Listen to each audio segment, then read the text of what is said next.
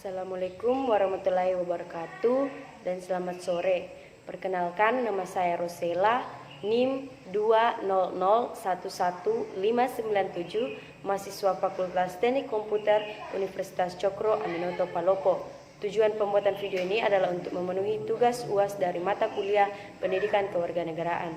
Soal yang pertama, tujuan yang ingin dicapai dari pendidikan kewarganegaraan adalah yaitu mengembangkan sikap dan perilaku untuk menerapkan perilaku nilai moral dan etika menjadi warga negara yang berwawasan tinggi, berwawasan kenegaraan, bertanggung jawab, cinta tanah air, dan semangat nasionalisme.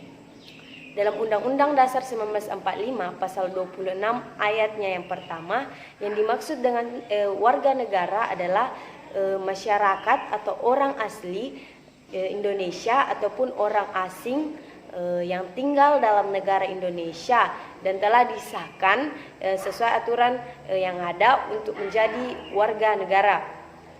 Kemudian nomor yang kedua, apa perbedaan penerapan HAM pada masyarakat Barat dengan penerapan HAM pada masyarakat Indonesia? Penerapan HAM pada masyarakat Barat menurut saya lebih baik dibandingkan bangsa Indonesia, baik dari segi penegaknya dan juga aturan serta kekuatan hukumnya. Dan penerapannya sesuai dengan aturan dan hukum dari negara yang ada di Barat. Sedangkan pada negara Indonesia, penerapan HAM diatur berdasarkan Undang-Undang Dasar 1945 yang berlaku di Indonesia, dan semuanya harus didasarkan pada Undang-Undang Dasar. Kemudian nomor 3, apakah perempuan dan laki-laki sudah mendapatkan hak yang sama sebagai warga negara di Indonesia? Menurut saya, yang saya lihat ya, karena laki-laki dan perempuan di negara Indonesia sudah mendapatkan hak yang sama dikarenakan negara kita Indonesia menganut sistem demokrasi di mana kita memiliki kesetaraan antara laki-laki dan perempuan. Contohnya di negara kita Indonesia, dalam menjadi seorang pemimpin yaitu Presiden Republik Indonesia, bukan hanya laki-laki saja yang bisa jadi pemimpin, tetapi perempuan juga bisa jadi seorang pemimpin. Contohnya yang telah kita lihat dan kita rasakan, Ibu Megawati yang adalah mantan Presiden Republik Indonesia. Dan dari situ kita bisa lihat bahwa kesetaraan hak antara laki-laki dan perempuan sudah ada di negara kita. Karena itulah demokrasi di Indonesia diterapkan agar semua warga negara merasakan kebebasan bertindak, namun tetap harus sesuai dengan aturan yang ada di negara Republik Indonesia. Kemudian nomor yang keempat, apa yang dimaksud dengan negara hukum dan faktor apa saja yang mempengaruhi penegakan hukum? Negara hukum itu adalah suatu negara yang lebih mengacu dan mengedepankan aspek-aspek hukum serta menerapkan aturan hukum yang berlaku pada suatu negara tersebut. Dan dalam setiap tindakan dan pemerintahan, semuanya harus didasarkan pada hukum yang berlaku pada negara tersebut.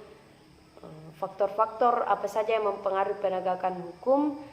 Faktor-faktornya yaitu antara lain penegak hukum atau orang yang bertindak langsung dalam usaha penegakan hukum. Penegak hukum ini seperti kepolisian, kejaksaan, dan penegak hukum lainnya.